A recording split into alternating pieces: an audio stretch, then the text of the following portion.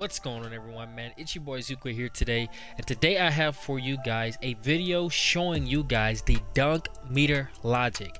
I have figured out exactly how this dunk meter logic works now, since I have a build that I can actually test with, and I've been able to do this consistently, on top of also looking at every single video ever that has anyone doing a dunk meter. I know exactly how this thing works, and let's get straight into this video. Whenever you have this system going on, so for example, if you see me watching, you see how the 3-lane shows up. This is basically red in the middle, green to the left, green to the right. What this means is, if someone's in that middle, it's going to give you the strongest contest for shooting this year. If someone's on the left side, depending on if you have side drift or not, that's going to determine your contest for that shot as well. But what this is really important for is lane dunking. So you see how it's red in the middle there? If it's red in the middle, you will never be able to get a great meter. Now, one thing that Mike Wayne did say is, he said, okay, it works a lot like layups for last year. That is a lie. This does not work like that. You can use the exact same logic for 2K24 for this year. All you have to do, and it's actually a little bit easier because you can actually take angles that don't make sense. Like, for example, you see here, until I see, you see how I don't see red? That means I could have got a dunk right there. As long as I don't see red in the middle, like right here, you see how there's red in the middle? I can't get that dunk. See, like right here, it doesn't matter what he does. I am literally just going to dunk on him. This is what we would consider a big green window. Now, I've tested this in Proving Grounds. I've tested this in other modes, no matter what. So like right there, boom. It doesn't matter what that player does.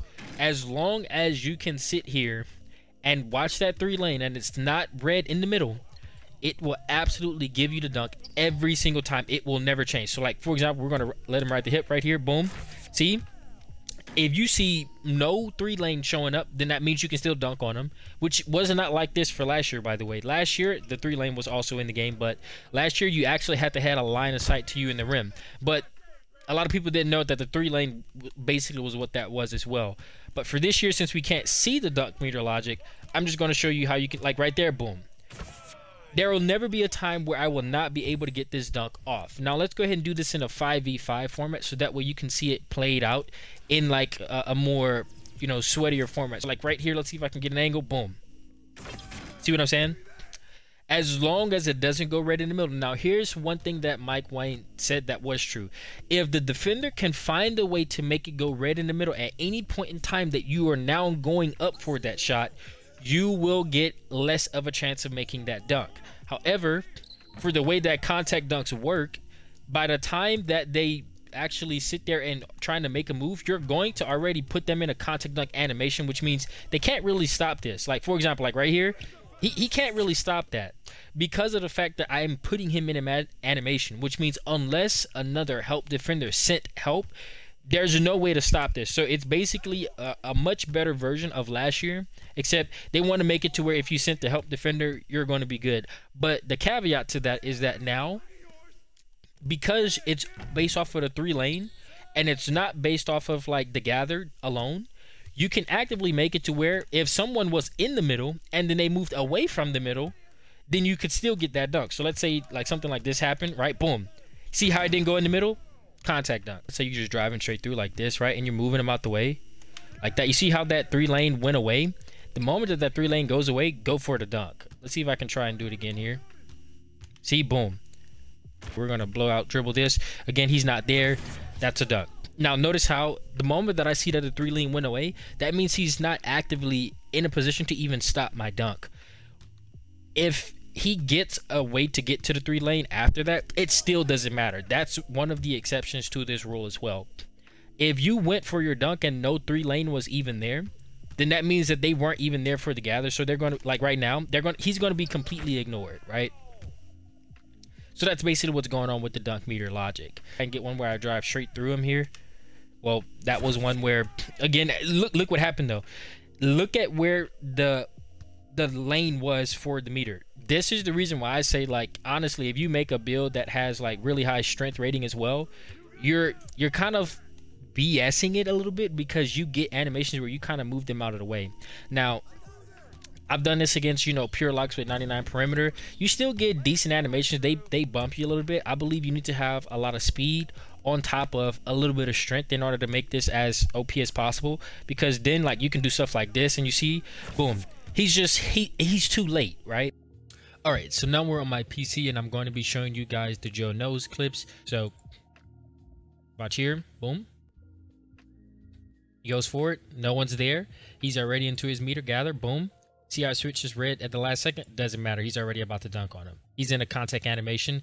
That red in the middle there would only have changed something if he was able to like jump or something of that sort, or not be in a contact dunk animation. He's basically out of the play. And watch here. He has a clear lane, no 3 lane, boom, he goes up for it. Now notice here at the very end, shows a little bit of red, doesn't matter. His dunk is already finished timing, that doesn't matter. Notice how this defender starts moving over a little bit. We're going to drive. And as you can see here, boom, red on the left. Doesn't matter. Green is in the middle, dunking on anybody in there. Now notice how it goes away. Notice how he's showing up on that red side too. Doesn't matter. They're not in that middle. They're all getting dunked on. And you're going to watch this defender. He has to cut off this angle. See, no 3 lane showed up. Boom, now it's finally showing up, but we're already into that gather. He's not in the middle. He's getting dunked on. As you can see. Now let's go ahead and talk about this one. This is the one where this is the thing that has changed from 2K24. Notice how, look at whenever his meter goes up. See, he's going for this dunk here. Boom. Watch this. This is him going for a dunk. This is his dunk meter, right? Boom. Now notice how the moment that the game registers, see, this is still a dunk, and then boom, the moment that it notices that second help, it takes him out of that dunk animation. This is what Paint Patroller does. Paint Patroller is not going to affect you if this situation never happens. So watch, look, he goes for the dunk meter and then it takes him out of it. This is due to their badges and also the fact that there's 2 people sending help. You see, boom, it takes him out. Double red. The moment that it does, it takes you out of that animation. And if there's a person with a really, really good, Paint Patroller badge, it'll take you out of that animation at an RNG level, which means depending on how high their badges are and depending on how high your dunk rating is and your posterizer badge is, will determine how many times that actual thing is taking you out of that. But as long as you know what's a good take and what's a bad take, this will not affect you. All right, now for this next clip here, you're going to see, watch this guy here. We're driving. See, no 3 lane showed up. If he goes for this dunk right now, and this is the difference between last year and this year. Last year, this was not a dunk. You would be getting like dusted on because there's kind of a lane, but there's not really because that defender's right there.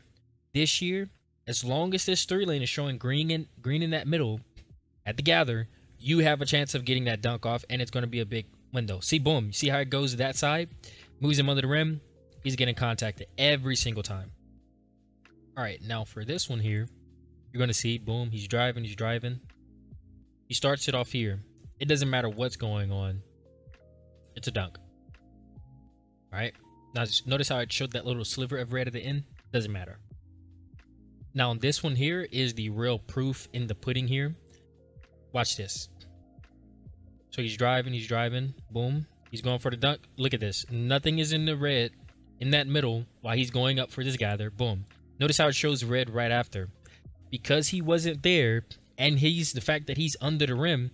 Basically, you can use part of the same logic from 2K24, which is if you have a clear lane for you in the rim, you're dunking on them. But for this year, you can actively go past that by saying, even if I don't have a direct lane to the rim, I can go ahead and still do this if there's no red in the middle. Boom, you see how there's red in the middle? Doesn't matter. He's too under the paint. He's getting contact dunked on. And this is what I meant when I said, if they are not there at that gather, you will dunk on them. Now, this is an opportunity. If he jumped at that very same time before he got put in the contact dunk animation, his Paint Patroller would proc, and there's a chance that it takes you out of that dunk. But the fact that he's under the rim and he's getting put in the contact dunk, he has no way for that badge to proc, which means unless he's playing hands up defense, see how he's just sitting in there, he's getting dunked on. You would have to have your hands up and being outside of that inside of the paint in order for your paint controller to even be taking into effect, because you're not registering anywhere on the floor between him and the dunk. It's too late. And for this last one here, watch this one. He's driving. Boom. Red everywhere. I mean, green everywhere.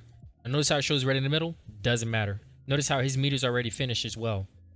Nothing that happens is taking you out of this dunk. It's over for him. They're too late. So hopefully you guys were able to see enough of this information to know exactly how the dunk meter logic works. You can kind of use the old system of 2K24 whenever it comes to, which is a line of sight between you and the rim. But if you follow that logic, you're going to miss out on a lot of opportunities that were not there for last year that are there for this year. This year, I want you to pay attention to what's red in the middle. If you can do that, you can literally just take up whatever you want to take up. And every once in a while, you might have to deal with a paint patroller guy who might take you out of those dunks at a certain percentage of RNG. That does not matter, because as long as you can focus on that, you're going to be able to contact dunk these people. Hopefully you guys enjoyed this video, man. It is Zuko. Like, comment, subscribe. We got so many more videos to bring up for you guys. We're out.